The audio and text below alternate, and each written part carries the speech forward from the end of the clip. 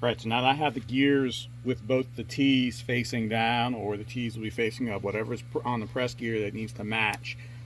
Those gears are most likely they're ground together, so we want the surfaces to match. So here's my 2.5 thousandths. There it is. And it pretty much is clear 2.5 thousandths, and it stops at the tip of the tooth of the gear. And then here's my 2.5 thousandths as well, and it stops at the tip of the gear. So I'm 2.5 thousandths on each side. So let's step it up to 3. This is a piece of shim stock from a high volume kit. 3 thousandths I'm dragging. 3 thousandths I'm dragging.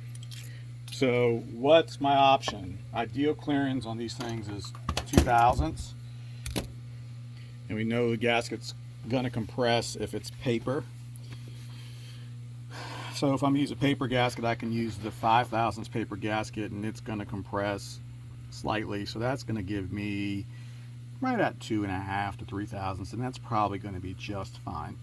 But if I want to be anal and I want it super duper tight, I could use the red gasket right at 2 thousandths. I know it would never crush.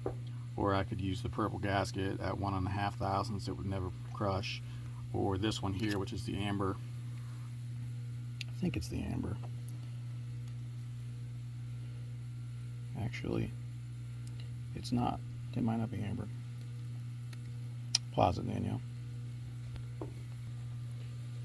Alright, so the caliper was in my hand, so I couldn't find it.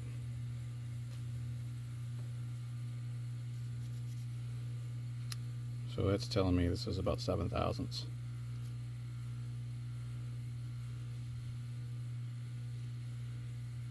Compressed.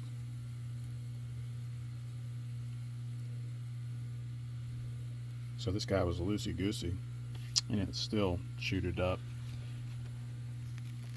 So you gotta be careful, and there's what they say 2 to 3. So this is in fact paper. Yeah, it's paper right there. I don't think somebody sprayed something on it, maybe. So there's some more findings. Obviously, I'm gonna have to get a different cover because I can't use this cover on a high volume, on a stock rebuild.